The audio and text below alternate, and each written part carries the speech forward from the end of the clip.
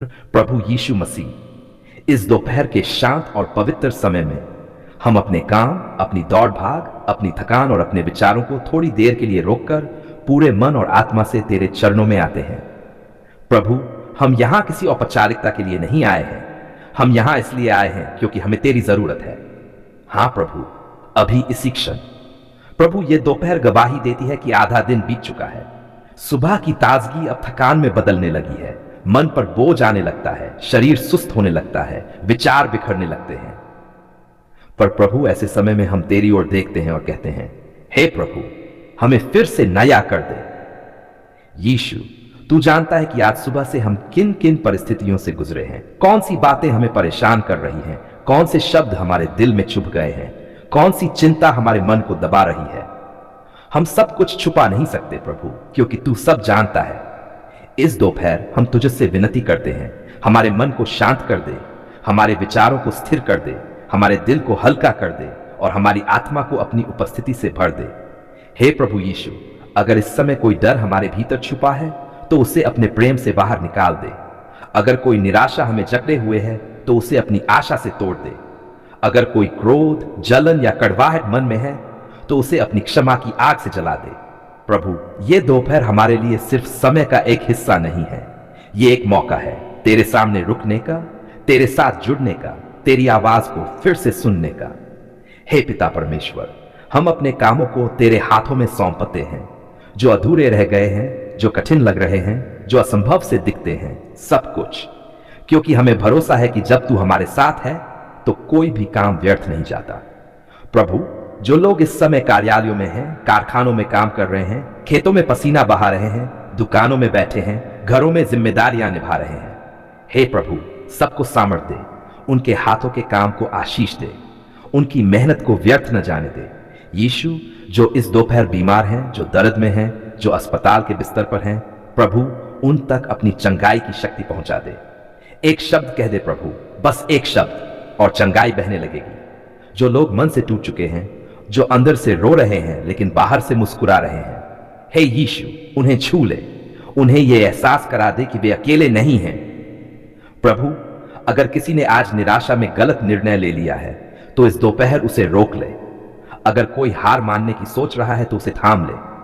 अगर कोई कह रहा है अब मुझसे नहीं होगा तो तू उसके कान में फुसफुसा दे, मत डर, मैं तेरे साथ हूं। हे प्रभु यीशु, हम अपने परिवारों को इस दोपहर तेरे चरणों में रखते हैं। हमारे माता पिता, हमारे बच्चे, हमारे जीवन साथी, हमारे भाई बहन, सबको अपनी सुरक्षा में रख। हर बुरी खबर से, हर दुर्घटना से, हर चालाकी से उन्हें बचाए रख। प्रभु, हमारे देश को भी इस दोपहर तेरे हाथों में सौंपते, शांति दे, एकता दे, न्याय दे और लोगों के दिलों में प्रेम भर दे। यीशु, हम स्वीकार करते हैं, हम हमेशा मजबूत नहीं रहते, हमेशा सही नहीं सोचते, हमेशा धैर्य नहीं रखते, पर फिर भी तू हमसे प्रेम करता है। ये शब्द सुनते ही मन में एक ठहराव आता है, एक गहरी सांस, एक ऐसी शांति जिसका स्वाद हर थके हुए दिल ने कभी न कभी चखा है या चखना चाहता है। लेकिन विश्राम केवल शरीर को आराम देना नहीं है, विश्राम केवल सो जाना नहीं है, विश्राम केवल काम बंद कर देना भी नहीं है। विश्राम उससे कहीं गहरा है, उससे कहीं पवित्र है और उससे कहीं ज्यादा जरूरी है। विश्राम का अर्थ है भीतर से ठहर जाना, भागती हुई सोच का रुक जाना, डर से कांपते मन का शांत हो जाना, भारी हो चुके दिल का हल्का हो जाना। विश्राम वह अवस्था है जहां इंसान ये कहना सीख लेता है, अब मुझे सब कुछ अपने बल पर संभालने की जरूरत नहीं है, अब मैं अपने बोझ किसी और के हाथों में रख सकता हूं। सच कहें तो हमारी जिंदगी में सबसे बड़ी थकान शरीर की नहीं होती, मन की होती है, आत्मा की होती है। हम दिन भर काम करते हैं, भागते हैं, लड़ते हैं, सहते हैं और मुस्कुराने की कोशिश करते हैं, लेकिन भीतर कहीं कुछ टूटता रहता है, कुछ चुपचाप रोता रहता है। ऐसे में विश्राम वह जगह है जहां आत्मा रोना बंद कर देती है, क्योंकि उसे सहारा मिल जाता है। विश्राम का मतलब है अपने आप से यह कहना, मैं कमजोर हूं और कमजोर होना गलत नहीं है, मुझे मदद चाहिए और मदद मांगना हार नहीं है। जब मन बोझ से दबा हो और फिर भी दिल में शांति उतर आए, वही विश्राम है। जब हालात नहीं बदलते लेकिन भीतर का डर चला जाता है, वही विश्राम है। जब प्रश्न अभी भी मौजूद हों पर बेचैनी नहीं रहती, वही विश्राम है। अक्सर लोग सोचते हैं कि विश्राम तब मिलेगा जब सारी समस्याएं खत्म हो जाएंगी। लेकिन सच्चा विश्राम समस्याओं के खत्म होने के बाद नहीं आता, वह समस्याओं के बीच आता है।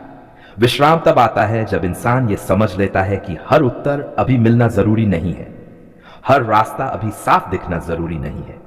विश्राम तब आता है जब भरोसा जन्म लेता है, भरोसा कि मैं अकेला नहीं हूं, भरोसा कि मेरी जिंदगी किसी उद्देश्य के बिना नहीं है, भरोसा कि जो मुझे देख रहा है वह मुझे समझता भी है।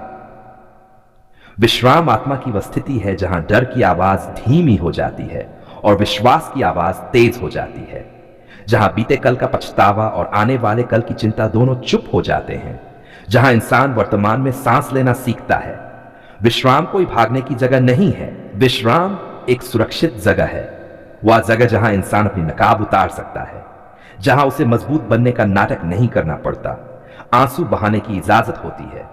विश्राम का मतलब है अपने भीतर की लड़ाई को रोक देना, अपने आप से यह कहना, अब खुद को साबित करते करते थक गया हूं, अब खुद को दोष देते देते थक गया हूं, अब खुद को अकेला महसूस करते करते थक गया हूं। विश्राम वह क्षण है जब दिल यह मान लेता है कि मुझे हर चीज पर नियंत्रण रखने की जरूरत नहीं है। हमारी सबसे बड़ी थकान नतीजों की चिंता से आती है। क्या होगा, कैसे होगा, कब होगा, इन सवालों ने न जाने कितनी रातों की नींद छीनी है। विश्राम इन सवालों का जवाब नहीं देता, विश्राम इन सवालों से मुक्ति देता है। विश्राम कहता है, आज की चिंता आज के लिए काफी है, कल का बोझ आज मत उठाओ।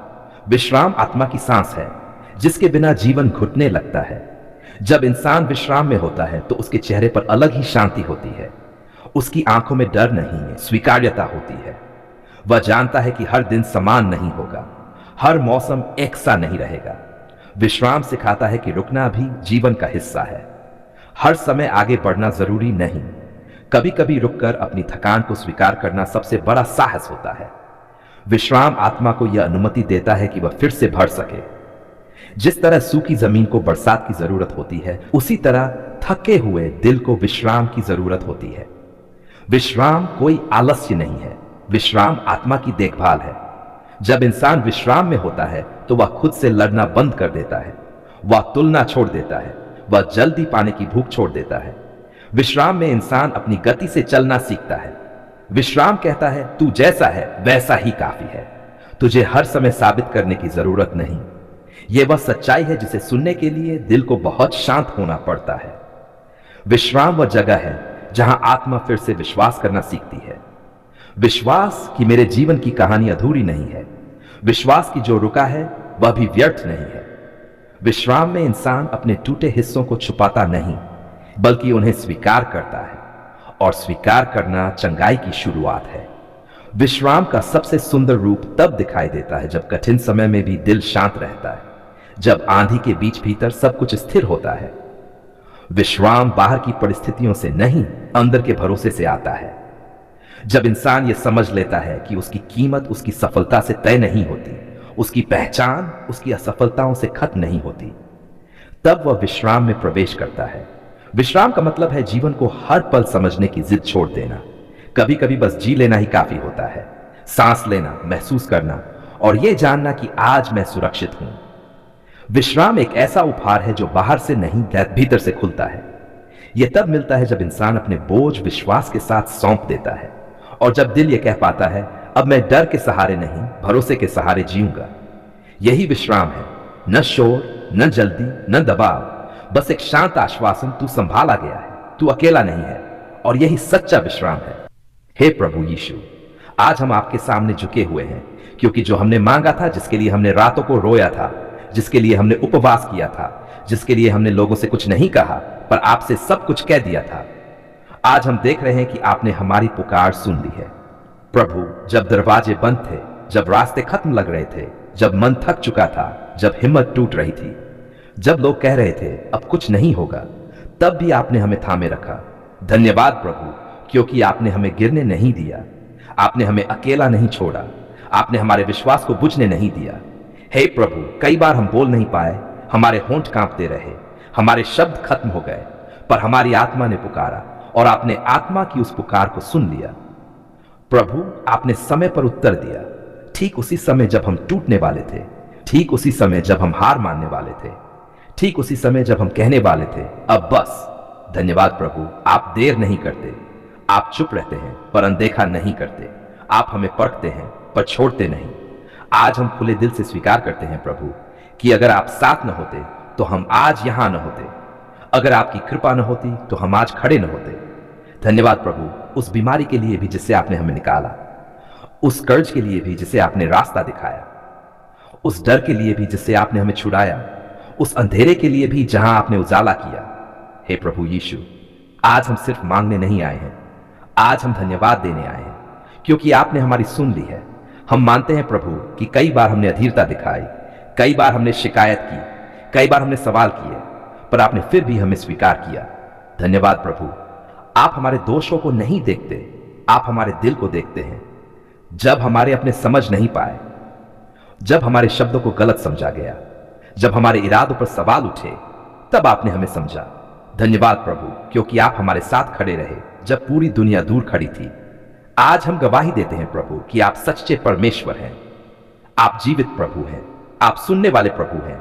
आपने हमारी पुकार सुनी, हमारी राह बदली, हमारा बोझ हल्का किया, हमारी आंखों में फिर से उम्मीद भरी। हे प्रभु, आज हमारे होंठों पर धन्यवाद है, हमारे दिल में कृतज्ञता है और हमारी आत्मा में शांति है। धन्यवाद प्रभु, आपने जो छीना नहीं, आपने जो जोड़ा है, आपने जो तोड़ा नहीं, आपने जो बनाया है, आपने जो छोड़ा नहीं, आपने जो संभाला है। प्रभु, आज हम ये वादा करते हैं कि जैसे आपने हमारी पुकार सुनी, वैसे ही हम आपकी आवाज सुनेंगे। जैसे आपने हमें प्रेम किया, वैसे ही हम दूसरों से प्रेम करेंगे। जैसे आपने हमें क्षमा किया, वैसे ही हम क्षमा करेंगे। धन्यवाद प्रभु, आप हमारे अतीत के भी प्रभु हैं, आप हमारे वर्तमान के भी प्रभु हैं और आप हमारे भविष्य के भी प्रभु हैं। आज हम डर के साथ नहीं, विश्वास के साथ उठेंगे। आज हम आंसू के साथ नहीं, धन्यवाद के साथ चलेंगे। आज हम शिकायत के साथ नहीं, स्तुति के साथ बोलेंगे। हे प्रभु यीशु, हमारी ये धन्यवाद की प्रार्थना स्वीकार करें, हमारी ये कृतज्ञता की भेंट स्वीकार करें। जो कुछ भी आपने हमारे लिए किया है और जो कुछ भी आप करने वाले हैं, उन सब के लिए हम पहले ही धन्यवाद देते हैं। धन्यवाद प्रभु, धन्यवाद प्रभु, धन्यवाद प्रभु। आपने हमारी पुकार सुन ली है और हम जीवन भर ये गवाही देते रहेंगे। आमीन।